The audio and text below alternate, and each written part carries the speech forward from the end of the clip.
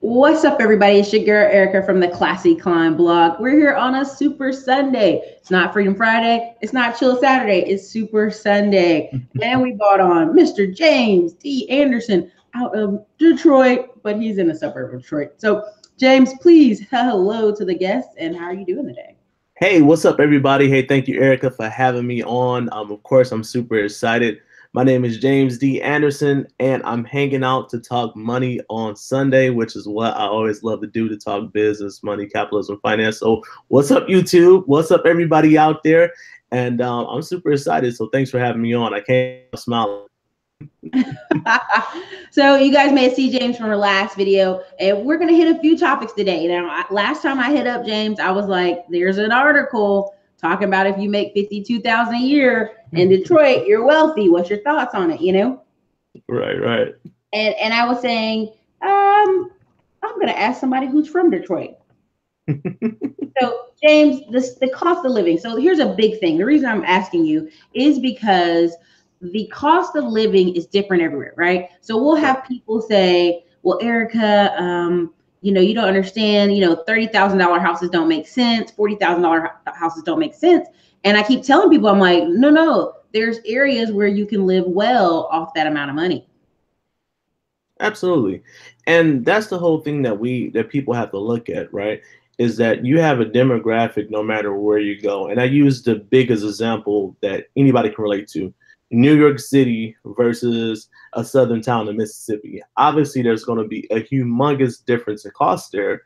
And you have to look at it from regards of where you are in your particular financial space, okay?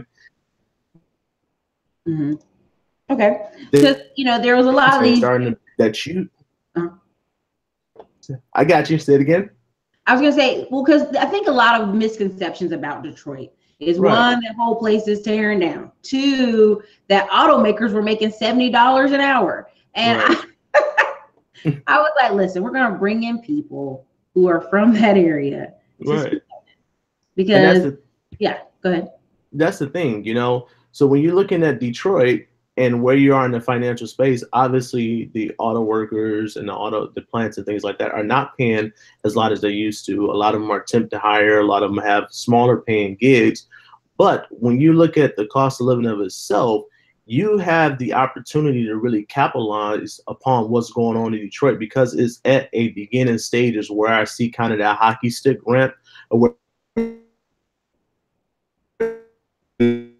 So that you have to have like a lot of stuff going on right now to have a comfortable life. It's just not the case. And that's the good thing about it, because it's kind of, I hate using this term, but it's kind of a ground floor deal, right? People can, live here, really start building up, and they don't really have to have the massive amount of money, and don't really have to be strapped, and they can do things like invest. They can do things like get out of debt, and, they don't have to spend $3,000-$4,000 a month in rent as in other places. So you can get you a decent place here, get yourself set up. And now you position yourself to do some better things with your money. So later on, when you want to make that jump or that move or go somewhere else, it's you got the cash flow to do it. You got the money to do it. And I think that's why we have to look at it from that standpoint, that you have to get it done. Now, to that article of making $52,000 you consider rich. Well, I mean, I think that was, of course, as we're marketers, right? That's headliners, But it is true. You can get it done, and you can get it done here. You got a better chance of succeeding and getting something done here than, anywhere else, any other metropolitan areas, because it's just that much more expensive. You go to Chicago, which is just down the street from us, right? Mm-hmm. And you spending $60 a day to park if you work downtown, versus if you work downtown here, you might spend $15, $21 a day. So it's a huge difference. I like that you point that out, because it just confirms there was a CNBC article about 15 cities where you can live really well with 60,000, and Detroit made number one. Absolutely. Base salary was 61,000, medium home value was 123,000, and number of open jobs were 54,000. So whenever people tell me, "Oh man, I can't find nothing, it's just so expensive, I can't live here," I'm like, well, Detroit just made number one, and Cleveland made number 4. So, which I believe. Just for that area. And I think as a person who's from the South, and Detroit, I was thinking, okay, Midwest, small town value, small town place. Y'all have the small town, cost, but you definitely are a city. You definitely are a city. And I was very surprised, and I was like, okay, this makes sense. I like this. I just want to point out that Rhonda gave us a $5 super chat. Detroit lives. Thank you, Rhonda. She's sponsoring the show so far. Alrighty. Elijah Walker said, good afternoon. Hello. Everybody hit the like button. So another thing is, there's a book I'm always talking about, and you are a cash flow strategist, right? So there's a book I love talking about called Millionaire by 30. Now, many young people get frustrated. They go, Eric, I'm not doing Uber. I'm not doing DoorLift. I'm not doing all this stuff to make more money to get rid of my student loans, but I want to live nice, right? So a lot of the conversation I'm having with people is this delay, right? They're trying to live well on minimum income. And one of my things on this channel is always get your income up, but then people ask me, well, where do I put my money? Well, one, you got my book, Smart Fund Millionaire. But another book I think you should grab is this one. I think it's really smart because they have a risk return model in here. And it's a triangle. And it's hard for y'all to see, but essentially it starts with commodities at the top, and 16 is equity in your house. Right. A lot of people ask me about annuities. Annuities is on the list, but if you don't got 75,000 to start an annuity, you talk about that, right? Right. Money market funds, investment real estate, blue chip stocks, high grade bonds. There's a lot of opportunity out there for people to put their money to work. And in this space, as a cash flow strategist, what are you seeing? Is it money mismanagement? Is it not enough money? What is it you're seeing? The biggest thing, the biggest problem that I see going on right now in this climate that we're in, as far as money is concerned and people getting started in investing, the biggest problem is honestly people have too much month and not enough money. Okay. They're too much month, not enough money. And when I look at a person's total package, right? So I look at honestly what they have going on like today in their household, what's going in and what's going out, right? Because that's cash flow, what's coming in and what's going out. And it's not that people don't want to invest or they don't know that they need to invest. They just honestly do not have the wherewithal. So what I like to do is I come in and I hit people's number one absolute biggest expense they have on a monthly basis. And it's not your mortgage, it's not your insurance, it's not your car note. For most people, it's going to be what? It's taxes. So I want to hit the biggest thing first. You start freeing up some cash flow, and now you have some money to actually invest. And that's a great to start. It's just going to help you get there even faster.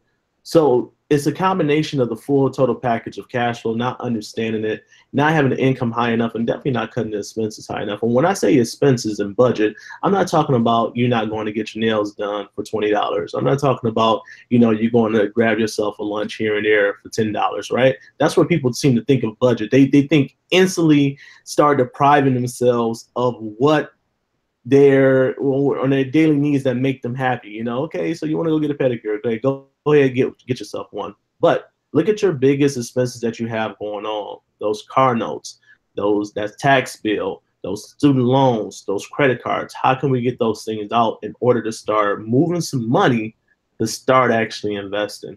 And that's what I believe is the month of money coming in. And we got to get that balance together in order for people to actually start investing. That's so important.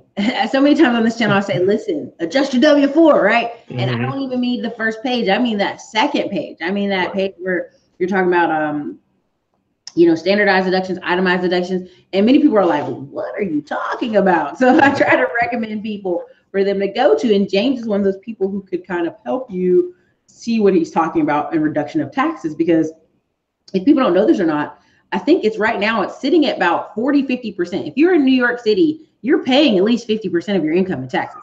And if Cardi B didn't know, she know now, right?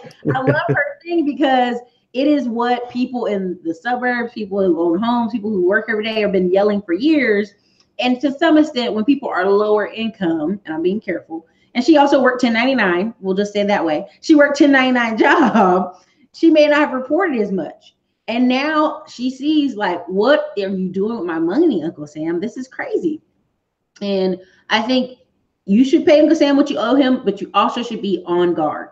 It is an offensive move, not a defensive move. You shouldn't be. I mean, I'm meeting people right now who are like, oh my God, I'm an Uber driver and I made like $1,000 a week. But what my taxes, Erica? And I'm like, calm down. Let's get you an LLC. Let's put that money in the business bank account. Let's keep it separate. Let's keep a note of it. Let's start writing, getting our expenses written off. There's whole channels right now on YouTube where it's Uber drivers who made money off of telling you how to, do your taxes. And so I just find that taxes are a big burden, James. They're kicking people's butt. It's at least 30% of your income. And I'm in Texas and people are like, no, we're in Texas. I'm like, tolls, property. Texas has the highest property tax in the nation. Right. Average nation is like 2,000. Texas is like 3,000 some change. So I also want to shout out Ursula Gonzalez for the $2 super chat. Thank you. I appreciate it. We have a question from the audience today. Please bring your questions. If you had $250 per month to invest, what would you recommend doing with it? Okay. And of course, I got to preface this as we get started. I'm not an investment advisor and things like that. Things that I actually share are just you have to do the CYA. Yeah, CYA. I personally don't particularly give people like direct investment advice because I'm not licensed to do so. And I work with a lot of financial advisors and I respect them that they do that. I work on the beginning end as far as helping you get money to go sit down with them. But I will give you some ideas if you guys don't mind on some things that I've done. Number one, if I have $250 to absolutely invest, if you are not in some way, shape, form doing something as a business owner, you need to invest in yourself and start building your side hustle with that $250. Why do I say that? Because you can always have a larger return on your business or something with regards to something as you can generate income. It's always going to be a greater return than if you were to go just dump it off somewhere or buy stock. And the reason why I say that is because you control that. So if you have $250 and you like to do something, let's say, for instance, I'm big into video and photography, right? So you like to do photography and you took $250 and you invested in the camera, okay? But you went out and it's prom season right now. You did some prom stuff for some family and friends and you made yourself actually, $500 total. Well, that's 100% rate of return that you can do in just a month. You're not going to get that in the market. Now, I know a lot of people saying, well, James, okay, we get that that's business, that's doing things like that, but I don't want to be that active. I just want to throw my money into something. Okay, so I'll break it down from this.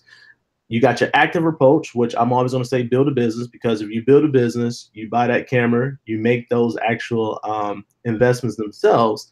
Well, guess what, ladies and gentlemen? You're going to get massive tax deductions all throughout the month for that. But passive stuff, what I was saying, if you have the wherewithal and what you have going on within your circumstance, I would look at a couple things. Number one, am I taking use of all my tax deferred investment options?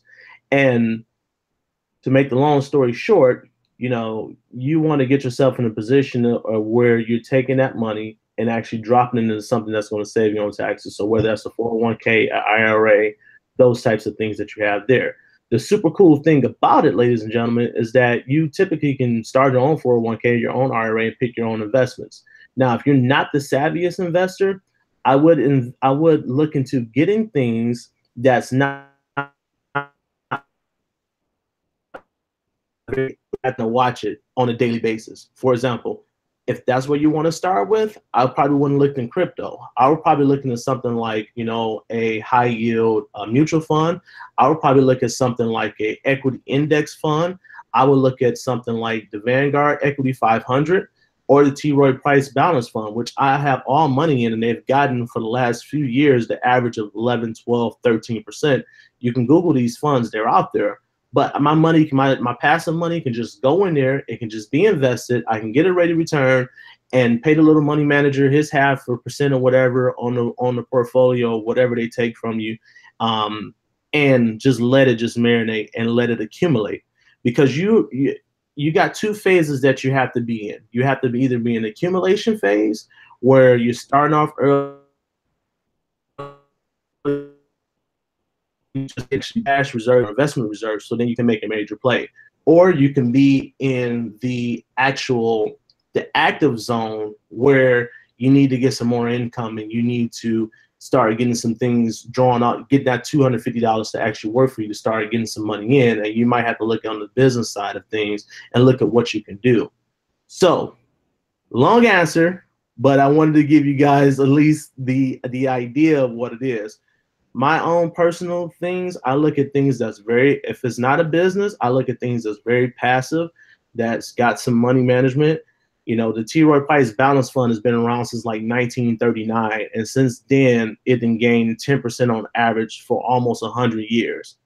I'm good with that. Give me my 8 to 10% rate of return. I don't have to watch it every day. I just put the money in there and it's good to go. You can do that with iShares. You can do that on the Stash account. You can do that on the Acorns app. You can do that with so many passive places that makes it easier. And guys, if you didn't know, Stash, Acorns, all those micro investment apps, they're through Apex Clearinghouse, which is the same bank over all of them. So they're all buying the same investments. Just the app is a little different.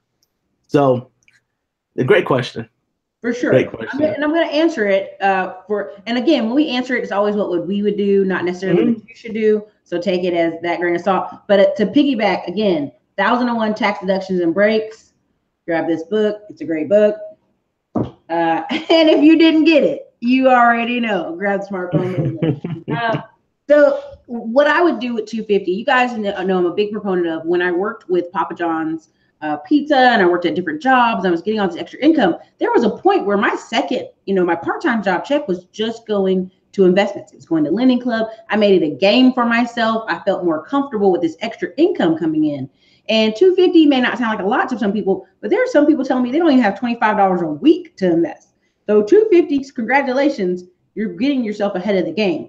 Absolutely. Now, number one, this is something I've always done is one, if I had any small debt, I'd pay it off. Now, what do I mean small debt? I mean, like, in my opinion, your car. Paying your car off faster instead of waiting the whole 6 years or 4 years or whatever you have is a great benefit. Getting some of that debt off your back, to me, is a great benefit. Now, number two, as you know, if you watch this channel, I did a lot with Lending Club, got up to 600 notes. I did a lot with different small dividend stocks. Like I just stayed with dividend stocks after I lost $4 grand in college with penny stocks. So I stay focused in those lanes. But I do agree, James, if you have a business ideal, that's something you could, like let's say you buy something for 200 and turn around and sell it for 1,000. That's a great way to use that money. And if you guys have any more questions, just bring them on today. But I think a lot of times people are stuck and it's easier once you get started. You know what I'm saying, James? Once you start turning the wheel of something, you can see, oh, that doesn't work. This does work, And what I've noticed with Todd Capital and other groups is like, once I started investing in the group, I'm like, okay, I like this or I don't like it. Mm-hmm. So I know a lot of times people ask me to give recommendations on investment groups I'm in, but that's only after I kind of, observe it for 90 days or more. Do I feel absolutely? Yeah, and I would only give people things that I know I personally done, and that's why I can raffle off these funds exactly because I actually have my money there, and I can give you the compositions of them and what they've been in, and they're top 10 holdings on a lot of this stuff. One fund that I'm in, is technology and communications and stuff like this. And they have Verizon, Facebook, Google, all technology and communications companies are in this particular fund. So that way you can go look at it, you can get in there and you can actually start doing passive. Now, what I am going to do, Erica, I'm going to jump on the soapbox for I'm telling you, 15 seconds, ladies and gentlemen. All right. And it's going to sound so cliche, but it's the honest to God truth. I probably spend a couple $100 a month on courses, on books, on videos, on things that help me become a better communicator, things that help me become more knowledgeable. And I have just kind of a personal development budget. And sometimes outside of the investments, yes, I do believe you need to invest in, and you brought up a great point. Yes, you do need to pay off debt because sometimes if your interest rates are out of control, you're probably going to lose more money net on the cash flow than you would be if you actually invested it. So I agree with all that stuff. But ladies and gentlemen, I will always take a little bit of money and invest in myself. And I'm not trying to pitch you, sell you, do anything but give you how it's worth it to actually take some money and invest in yourself because you are the best investment. All right, I just kicked the soapbox off. I hop down. We can jump back into the questions. What we got? What we got? What we got? Well, yeah, definitely. I mean, listen, I've recommended Udemy a lot. And if whoever got the last course I put out was laptop to ATM, there are people messaging me that they are using some of those techniques in that course and already making money. The key here is getting out in the marketplace and using the skills you have. A lot of people say, well, Eric, I want to make money from home. And I go, well, do you want to do call center? Do you want to do, customer service from home? And they look at me like I'm crazy. Like, no, I just want to make money from home. I'm like, it has to have a skill attached to it. Susie Z said, great advice. Thanks, James. Jason Pickney, sorry if I messed your name up. Erica, love your content. Joy Tia said, I need help with time management. What is your advice for a person working 2 jobs? Okay. I need help with time management. What's your advice for a person working 2 jobs? I guess let's clarify. What exactly are you trying to get done? Are you trying to get out of debt? You trying to make income? Are you trying to invest? What's the deal? And as you typing that in, Joyner, what I would say is a person that has 2 jobs or has multiple things going on, right? In this day and age, you got to do a couple things just to get ahead. That's just where the market is. We're in this gig economy. We're in this freelance economy. We're in this kind of dog eat dog world right now. But for a person that has 2 jobs, and I'm gonna lean it towards, perhaps you're saying, I'm gonna take the assumption that we're talking about getting your money in order. Okay, we'll use examples, getting your income up. If you have 2 jobs, I would desperately look at ways that I can make income on my own, so that way I'm not dependent on a second job. Most times what happens with people is that when you actually have a second job, your net income to loss doesn't work out so well. And what I mean by that is this: you have the job A, that's your primary job. Let's say, for instance, you make, $60,000 on that job. And then job B, you make $10,000 part-time on that job. Well, there's a couple things you need to account for. Number one is taxes, okay? If you got taxes, you're gonna eat up a large chunk of that. Some cases, part-time jobs or side jobs put them up, over a tax bracket and end up being a net loss. But that second job, from your time, from the wear and tear on your vehicles, from if you got to buy uniforms, for if you have to do anything with regards to that, you actually start losing money, and it's not worth your time, to be perfectly honest. But now you said to invest and to get into real estate. You're back to a perfect example of what I was talking about. If you have a lot of things going on, you want to look at stuff that you can start putting your money in and let your money start working for you.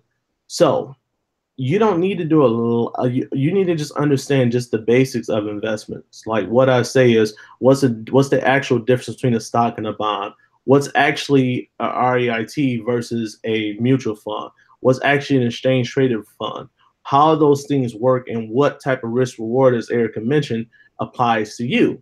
So that's back to getting yourself educated. But once you get that basic knowledge, it doesn't matter if I sit down and say Universal Life Index, or I say let's invest in the Equity Index 500 index fund. You have the common knowledge behind it where you can make those decisions. And yes, you might have to hand it off to a money manager or a financial advisor or whatever, pay them a couple % here or there, or 0.5%.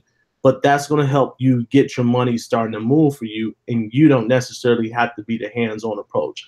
Now, when you say real estate, obviously real estate is what we call a real asset, just like a business. A real asset, real estate, you actually have to get your hands in there and get dirty if you want to be actually successful. I use an example, if you guys know Grant Cardone. I like Grant Cardone as one of my guys. I follow him. You have videos out there of him being on the ground floor. Now, he has 5 different businesses, but he's on the ground floor looking at his actual properties and going through and posting that content. So like him, love him, hate him, need him, whatever the case might be, you, on a real asset approach, you might have to get your hands on. So it comes back to what's most important: defining your why, what's your goal, where do you want to be at financially, and you know, you can ultimately make some time.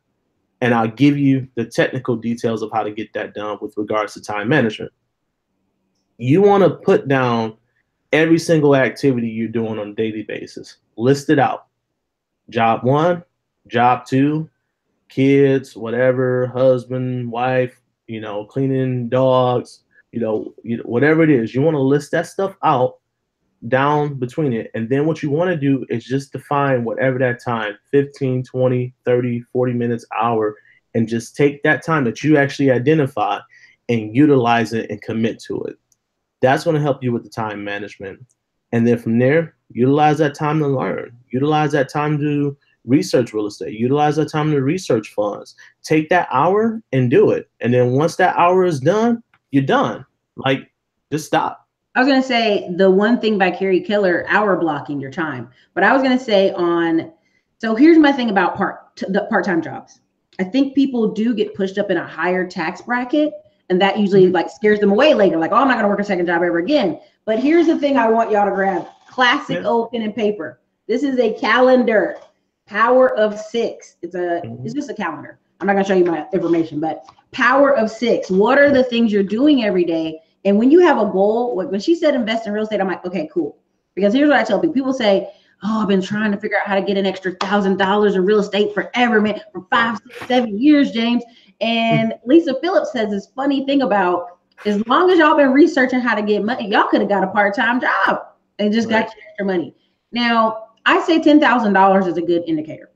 Now, why do I say $10,000? I think it's enough to get you a down payment. Some of those houses in Detroit, some of those houses in low-cost areas.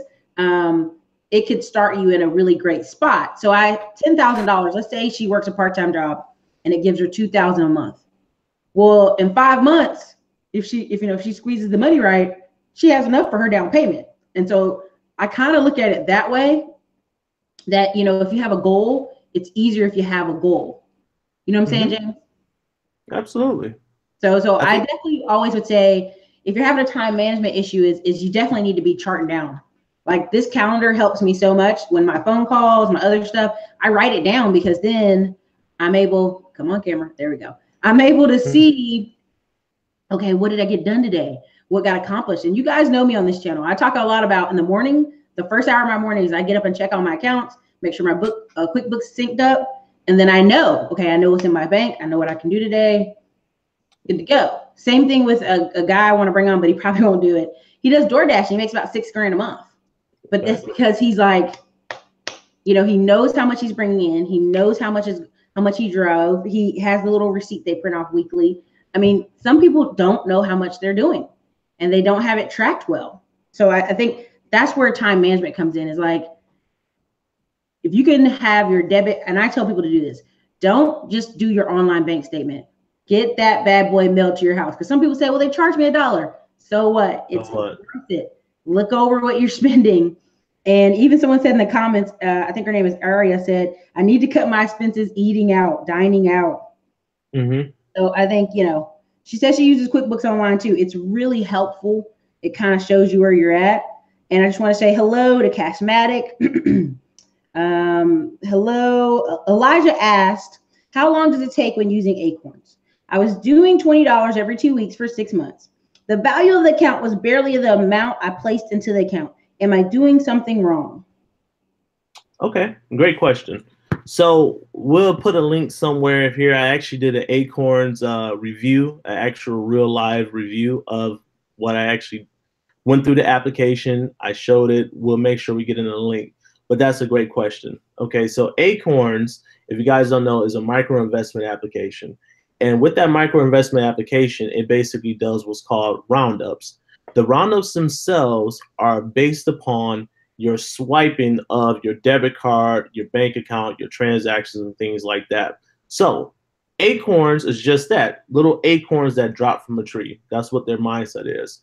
So if I go out and buy, I have my debit card linked to it, and I go out and buy something for $1.85. Then what Acorns is going to do is they're going to say, okay, I'm going to round this $1.85 up to $2. And then at $2, that's 15 cents that I have there. And they'll put it in a little account, your little Acorns account, And when it gets to $5, then they will invest it.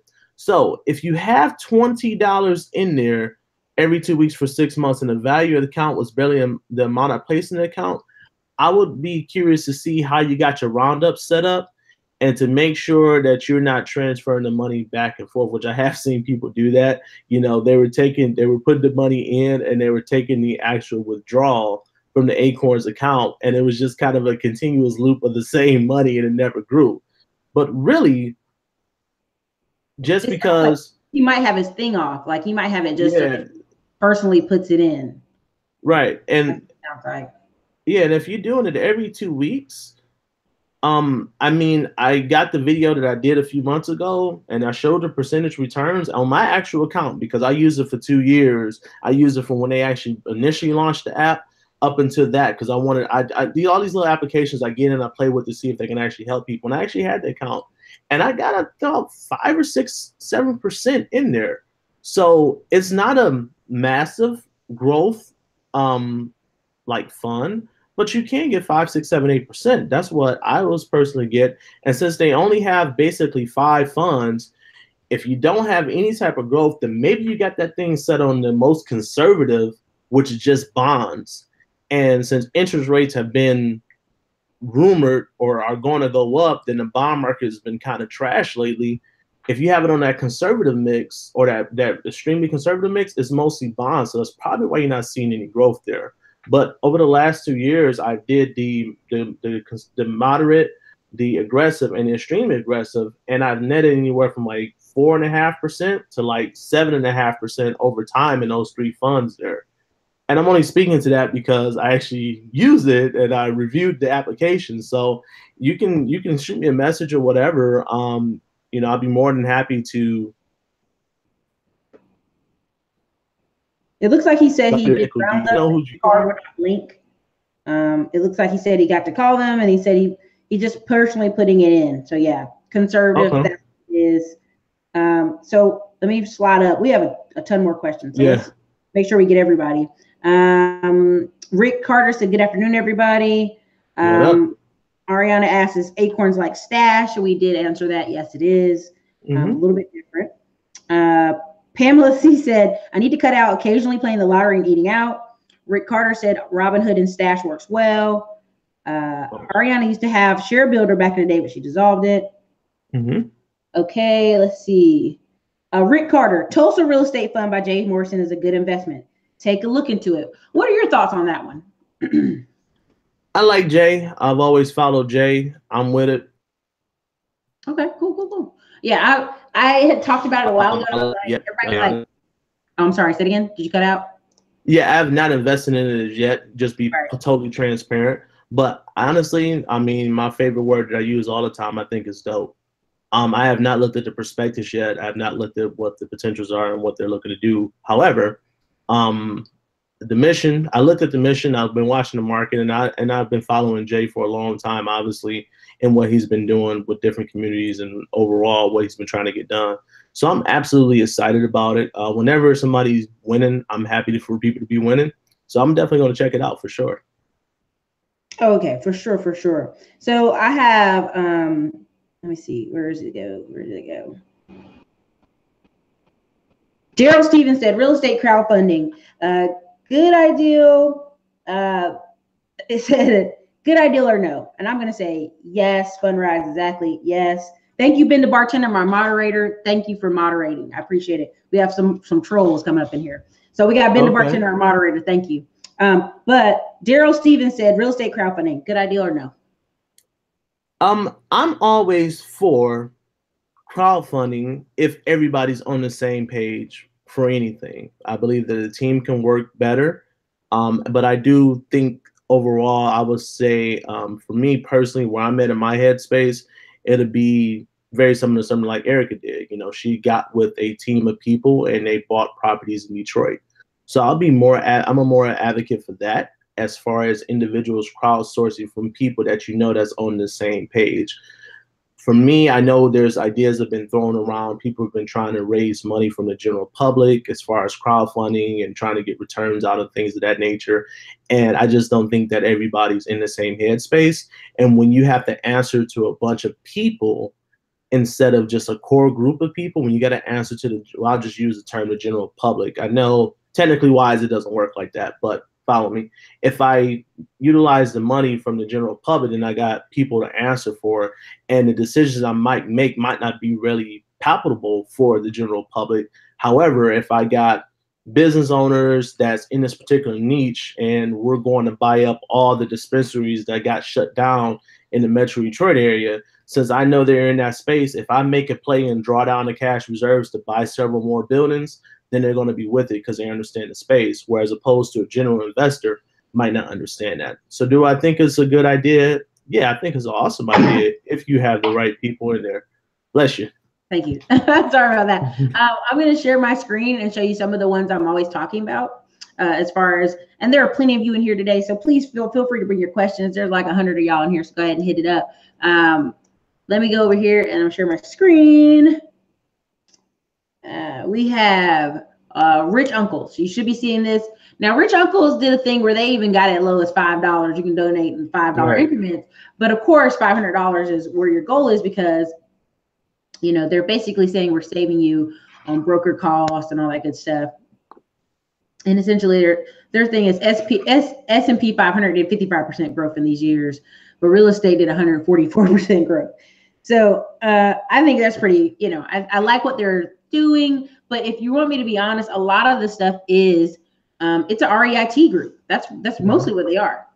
They're REITs, you know, look at the staff. I always say, look at who's on the staff, look what's going on back here. All right, here's the other one, Todd Capital is one I'm always mentioning. I'm gonna start mentioning some others because I'm starting to get some results, but you should be able to see on the screen here, Todd Capital. Now they have a stock side and a real estate investor side, and he can talk to you more about that. Okay. Then you have Fundrise. Fundrise, they've been doing a thing about $500. They're investing in apartment complexes, you name it. And my goal is, I'm just showing you different things so you can't say you didn't know. I don't know, Erica, where are these things? And here's the thing, on Fundrise and some of these accounts, you can also apply on the other side. You can apply as an investor if you have your paperwork together and you have your deal right. So there's money to be made both sides. You don't have to run around pitching your friends and family. You can actually go where the big money is and get closings. So there's a couple more comments, couple more questions. So I'm going to go through them. But I'm always a yes. Todd Capital, I like it. Black Seed Fund, he's in Houston, I like it. There's a lot of great stuff out there. Let me see here. Let's see. Jason Pickney said, what are some good areas in Detroit to buy rentals? It all depends on how much you're trying to invest. Yeah, and how much you said rentals, what are you trying to get per door? And that's the big thing right now. The good places that people are looking at is right now you have a lot of areas going on they're getting a little bit overpriced now because you know, obviously the real estate market is doing what it's doing now, but the borderline of Brightmoor to Detroit, Redford area, it's kind of close to some of the not so good areas, but there's some decent houses over there. There are good bones over there. There's people that still buying property over there, and you can get a decent rent for that particular door. Redford Township area has been one to really keep an eye on. Dearborn Heights is definitely getting overpriced. Of course, Royal Hazel Park is in Detroit there. Also, the west side of Detroit, they're starting to kind of rebuild some areas over there. So if you're like north of 7 Mile, you got some good areas over there that you can actually get some decent doors. Because here's the thing, you go to different places, yes, you can get a cheap property, but you probably only going to be able to rent it out for $400, $500, $600 a door.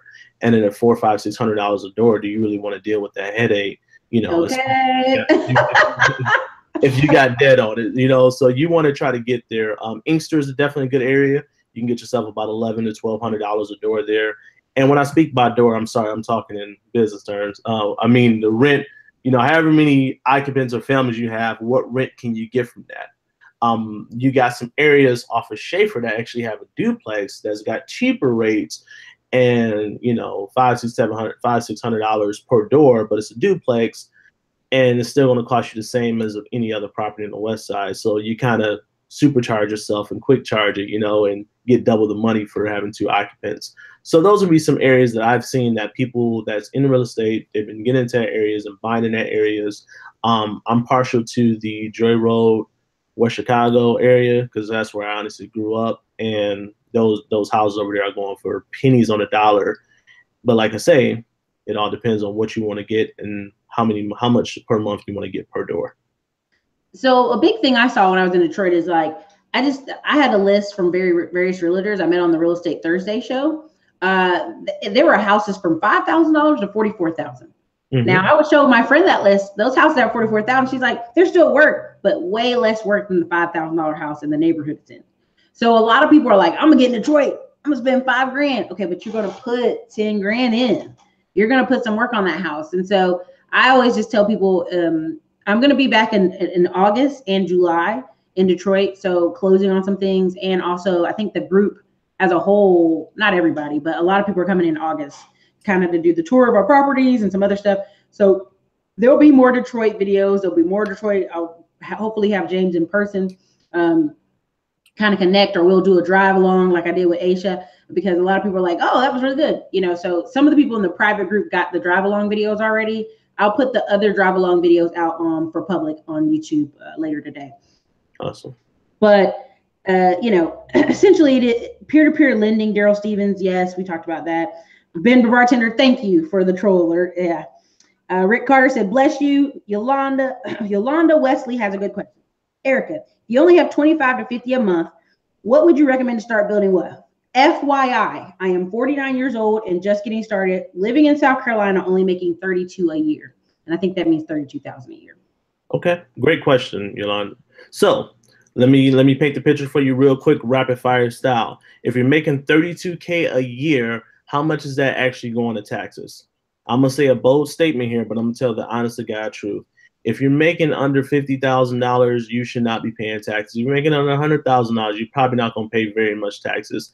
If you guys don't know, the new tax plan is getting is very good right now, and you want to be looking at how that can benefit you. So if you got any federal taxes coming out at 32K a year, I would first ask the question, why is that happening? If not, and if all you have is $25 to $50 a month to actually start investing, to start building wealth, you got to do something to get your income up. So you might want to look at to possibly finding, and it might be an unpopular opinion, but you might want to look into joining an affiliate program or a multi-level marketing program or network marketing program or something, because that's going to help you get the opportunity to build some wealth, sell some products, and get your skill up. And because the value is so low there at $25 to $50 a month, I'm not being facetious, I'm trying to help, is that if you got any debt, it's probably not going to make the biggest dent to outrun any type of interest, right? So what we want to do is we want to say, hey, how can I get that income up? What can I do to get that income up? And if you just have to have $25 to $50 a month, then I will honestly get you started on something like a Stash or Acorns or something, and get you up into the point to where you need to be. Now, there's another caveat I'm gonna throw in here. You want to get yourself an emergency fund as well. The first thing that will happen as you're starting to build wealth, no matter what age you are, if you don't have your emergency fund or some cash reserves set aside, I can guarantee you when the car breaks down, the transmission, good thing. Cut out a little bit. Say it again. I said, I guarantee you, if you're just now starting and you have $25 to $50 a month to actually invest, if you don't have an emergency fund, as soon as the car breaks down, the brakes go out, anything like that happens, yeah, you're going to cash out that investment. So taxes, emergency fund, look to start to try to build a business some way, shape, or form. And then lastly, if you just want to go into the market, you just want to invest, but there's nothing wrong with it, Get you on something where you can invest $25 to $50 a month. Get yourself a no-load mutual fund that's, you know, decent return that you can put $50 a month in. Get yourself a, you know, a stash account. Start buying fractional shares of stock. See, at that particular amount, $25 to $50, great. And you're still, because most people are not even thinking about investing. And it's just the fact that you said, this is what I have and this is what I want to do. You got options to do it. You can start off some fractional shares of stocks. You can start in your mutual fund. I would suggest put the $25 to $50 into something that's going to give you a tax advantage. So you might even want to get yourself an IRA. That'd be $600-700 a year. You invest into an IRA. That's going to give you another tax deduction, and you can get started. Yeah. I mean, so my thing is always one, raise the income, but some people by 49, they've got kids, they got parents to take care of, they got things going on. So I don't know your situation. Oh, sorry. I slept in the house earlier. So the dust. So for me, I would say $25 to $50. Now, I am a big proponent of credit unions. So I used to take $25 a week and throw it in a CD, right? But I would put it for 3 months out or 6 months out, so I could have some thought process what to do with the money 6 months from now. But even so, like at $25 to $50, there's a book. It's let me see if I can pull it up. But it's called Poor Richard's Retirement, and it's not saying people are poor, but it's like what's a really healthy retirement is a paid off car and a paid off house. Right.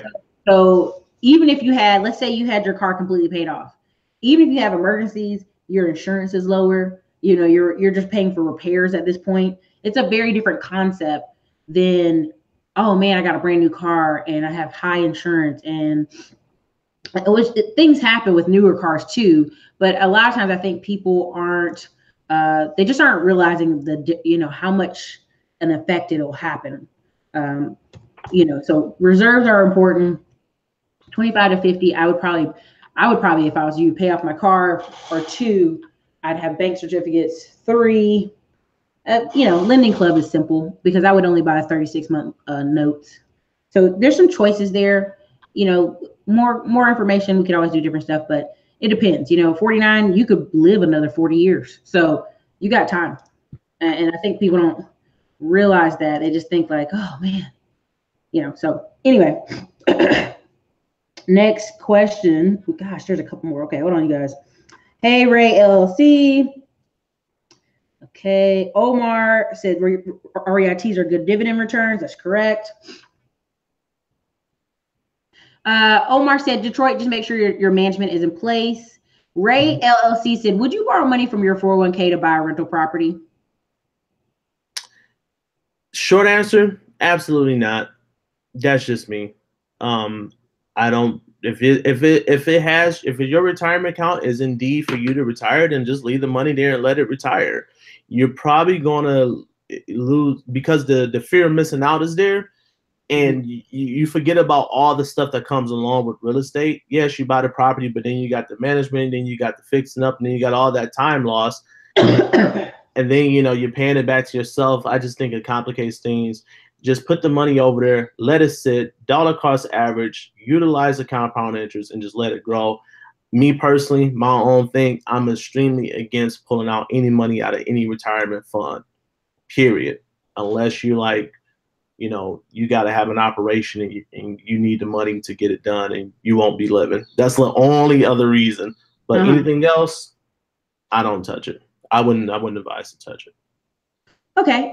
So my thing is, because I've been entrepreneur so long, I have a SEP, and there are a lot of popular people doing like, let's invest with your IRA, let's invest with your Roth, let's invest with your retirement accounts. And my thing is, you're talking about a demographic of people who usually are over 55 and have maybe $250,000 in there.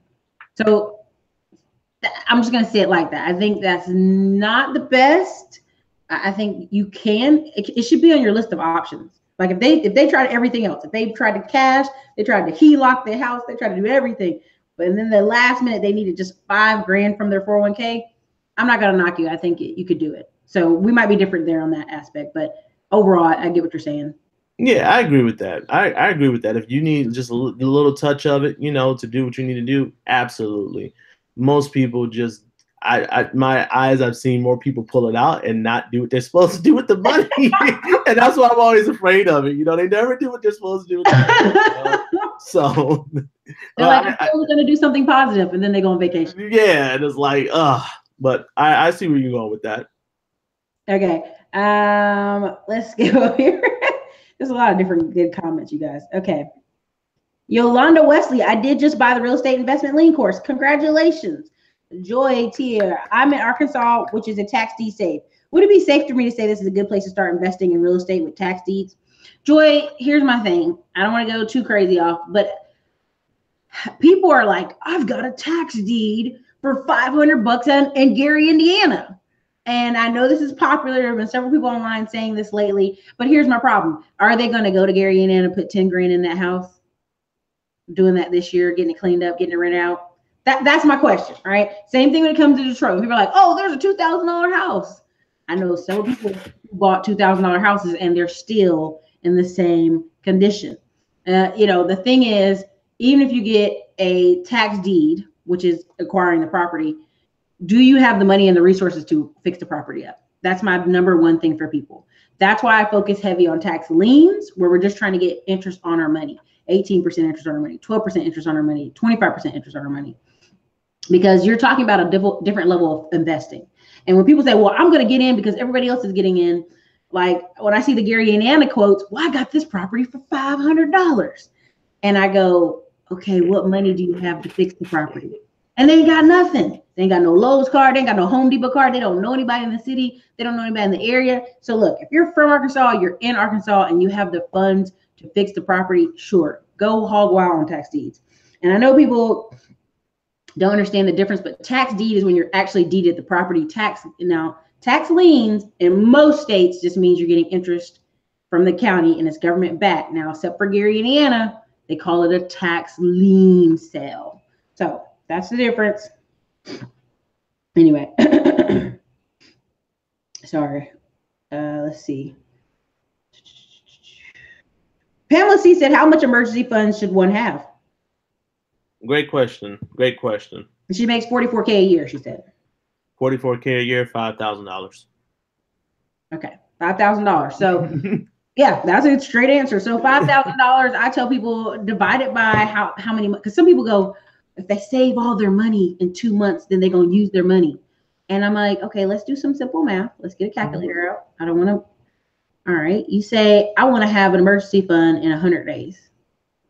That would be saving $50 a day. Mm-hmm. Let's say you want to have it in 6 months. That just means you're saving $833 each month. So, I mean, just decide how long it'll take you to get your emergency fund. Some people, you know, use your tax refund, which you shouldn't be getting a refund. But if you are, that could be your emergency fund. I mean, it's different ways to do it. A lot of people are saying 6 times your income. Ooh, is that your monthly income? Because it's going to take some people a while before they have that much of an emergency fund. Yeah, the only reason why I say the why it used to be $3,000 for me, and then I moved it to $5,000. Because I actually were working with a lot of people, and I seen the biggest thing that was having them actually struggle is when they had a tremendous financial hardship or a job loss. And what I found is, though, with you know, the hundreds and hundreds of people I've worked with, is $5,000, when people get that physically in their bank account, they feel like they really made the first big dent in financial improvement, right? Yeah. And then the second thing is, let's say, for instance, you actually totaled your car, right? And you totaled your car, you can get a decent car for $5,000. Let's say the thing just exploded, like Transformer style, just exploded, you know. Sorry, you know, you just exploded. You have no car. You can get your decent car for $5,000. Now, let me clarify this, because I kind of just do the answer after quick. I'm saying beginner's emergency fund. Beginner's emergency fund should at least be $5,000 in my regards, in my book, because of those couple reasons. Your full emergency fund, absolutely what Erica said, do the mathematics on it. Typically 6 to 12 months is what you're living, because if you have a job loss, or if the business closed down, or if you get shut down, or you get sued, or your rental, your multifamily unit burns down to the ground, you need about a year or so to get yourself back on a horse. Great question. Okay, I like that. I like that. Good stuff. Let's see. Oh, also for today's discount is 50% off certain things on the website. The code is Super Sunday 1. I put it in the comments. I'm gonna share my screen really quick so you can see sort of what we have to offer today. Again, this is the website, Big Real Estate Life School. We got the 50% off code working on investing in marijuana, the tax lien course, laptop to ATM course, the financial freedom starts at the basement course, and page 2, I think the 1-page business plan. Yep. That's all the stuff it's going to cover. So you guys can see that. 50% off, Super Sunday 1 is the code. It's in the comments. There you go. And I'm telling you guys, she's only giving this deal because I'm on here and it's on Sunday. So we're hanging out. And I'm telling you guys, we're going to keep doing this. And she keep giving y'all major discounts like that on Sunday. So that's awesome. Well, and also we have new people on the channel. We have about 3,000 new people on the channel. And sometimes I'll be saying something. They'll be like, I don't know what that is. I'm like, that's the course from 6 months ago. And so, hit the like button, support the channel. I want you guys to make sure you have some opportunity there. So we got a bunch more conversation here. So let's try to knock some of this out. Daryl Stevens, he's having a side conversation. He's basically saying, do you have side hustle, hair, nails, t-shirt, babysitting? I like that. Yeah. Affiliate marketing is great. I used to get a company called ClickBank to get in the affiliate game. If you have the laptop to ATM course, you already know. We talked about affiliates in the course. Invest in a good affiliate program is another great option. Okay. Nathan Howard said, what are opportunities to network with real estate investors in Metro Detroit? Now I'll say one and I'll let you say one, but basically Real Estate Thursdays, I showed it on Instagram. It's at the Mixer downtown. What is that place called? Brickstown Mixer. It was great. Like literally everybody there was a heavy hitter. There were like 25 people there. Everybody there was actually doing stuff. There was a broker there who sold 100 houses last year in Detroit. There was another guy. There was a guy in there his mother owned a hotel in Detroit, and he was getting ready to own a hotel somewhere else. There were some really great people there, but you may know more than I know. So go ahead. Absolutely. There are so many groups out there, and I haven't even scratched the surface. I know there's a Plymouth and Canton lending clubs that go on the west side. There is a beginner real estate investment meetup that I checked out before.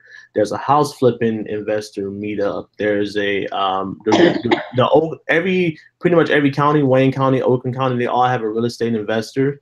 The Chamber of Commerce up in Lansing, they have a networking group for real estate.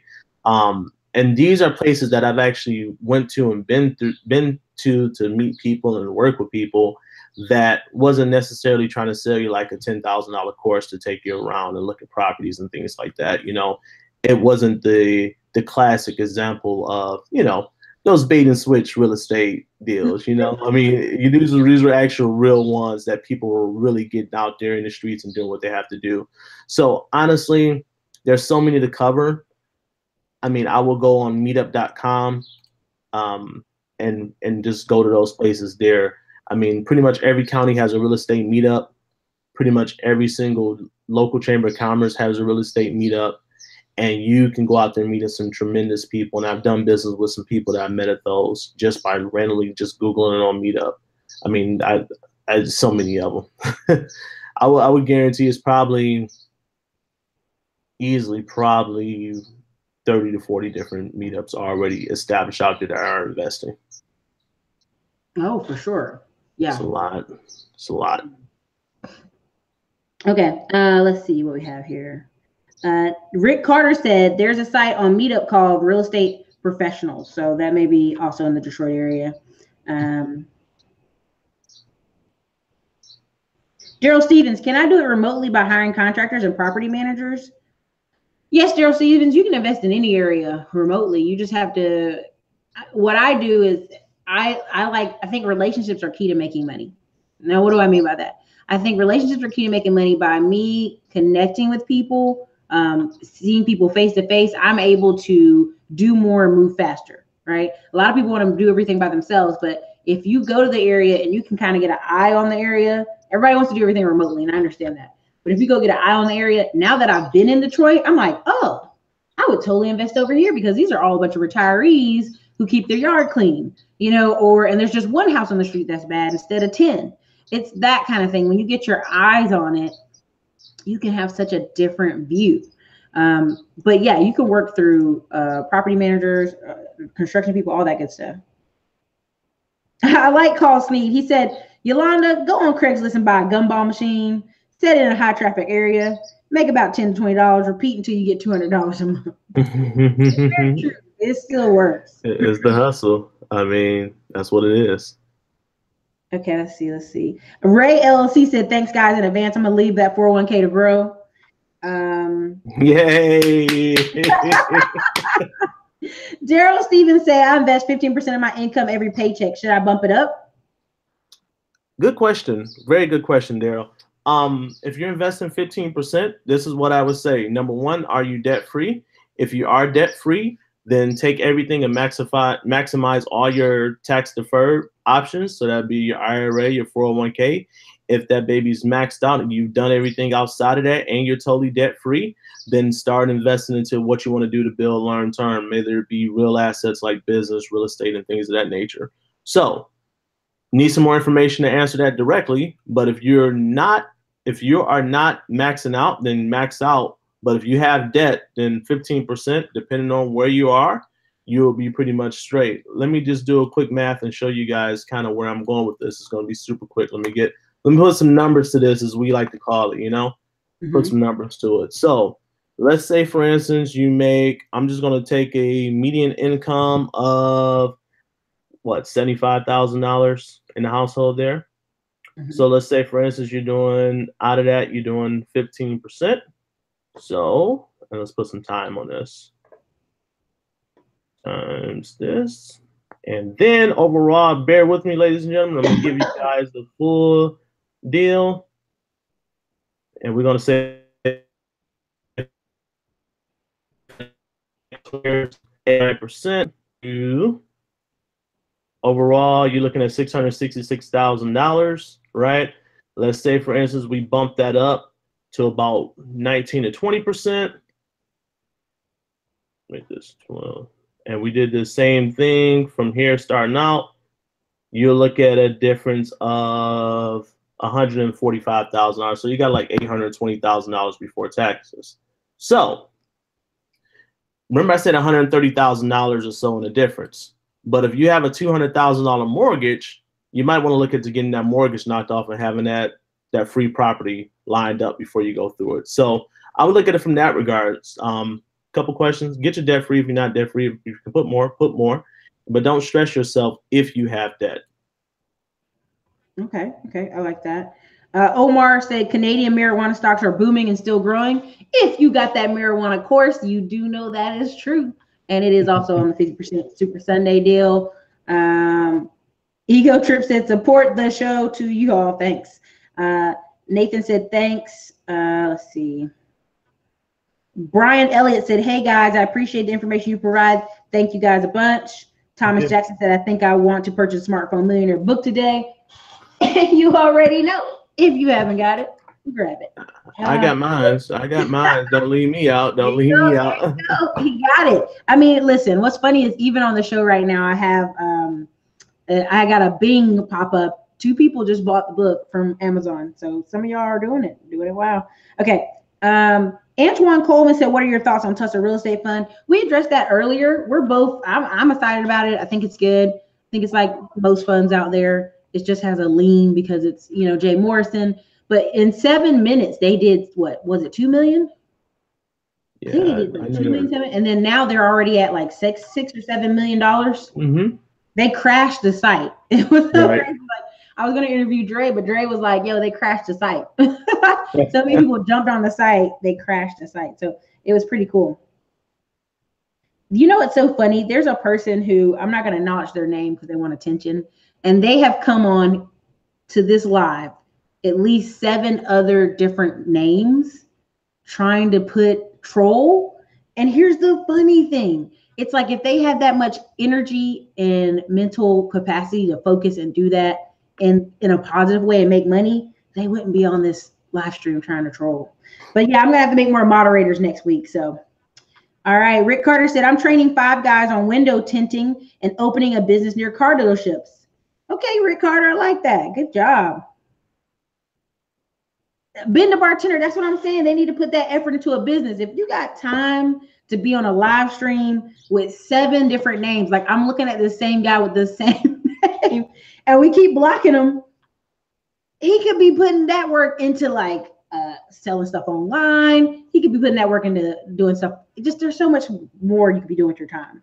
And that's the sad part, that, you know, there's some people in society who are demo people, what we've called them. It's like all they know how to do is destroy and attack. They don't know how to build anything. But you see they still watching this channel, right? You see they still coming on these lives, right? Hey, I thank you for your views, because you know what? You're a fan. You don't even know. So Daryl Stevens said, he's not in debt. I'm a homeowner with good credit. My investments are spread out, and I just want to secure my legacy for my grandkids. That's good. That's good. Hey, yeah, man. Bump it up. Get it going. Ben the bartender said they need to put an effort into business. They do. Jeanette Murphy, you're so right. Ben the bartender said, go troll craziness and you might make the money. I mean, it don't make no sense. I mean, like, yeah, that's the funny part. It's like there's 7 million channels on YouTube. I feel special. Thank you for coming to troll me. I've made your life special. So I don't want to keep James here all day, but I thank him for his time. But literally, James, what are some things that you want to lead the show out with, you know, as we try to wrap it up? Because it's like 100 of y'all in here. Please hit the like button. If you haven't super chatted, hit the super chat.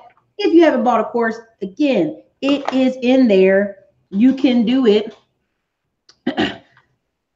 Excellent, excellent, excellent. So shout out to Rick Carter. He just hit a near and dear place in my heart. A lot of people don't know this, but we're from the Motor City. My dad actually owned auto customizing shops. So when I was young dude, my actual first job was working in my family business. And I honestly installed radios, did amplifiers, did speakers, and I did window tint. And I learned all those skills before I was like 16 years old. So shout out to you. I mean, I love you. You know this, Eric. I love cars. I love what we do. So what I would leave you guys with today, first of all, Erica, has been fantastic hanging out here with you and your community and you and your tribe. I appreciate you bringing me on. And ladies and gentlemen, what I would say is the biggest thing, the biggest misconception that we have in regard to personal finance is thinking that it's not personal, okay?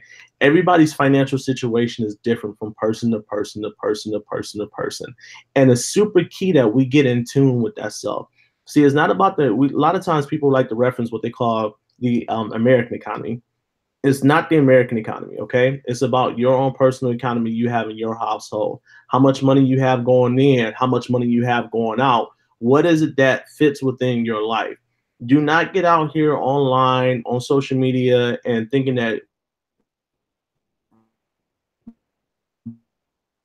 is that needs to be projected to what other people should be doing. Don't have those self-fulfilling prophecies, okay? I believe from the motivational standpoint, that's the key. From a technical standpoint, ladies and gentlemen, look at where you're spending your money the most. And I know people say budget, cut down, but guys, if you do not know, right now, here in this area, like them, love them, hate them, whatever, I would say the administration that's in the White Office right now is for business owners, big business and small business alike. With that pass-through entity setup they got going right now, that discount on those taxes there, the overall approach that they're allowing you to do, they're allowing you to pay tuitions out of 529s. They're trying to get rid of all the taxes on the actual estate tax.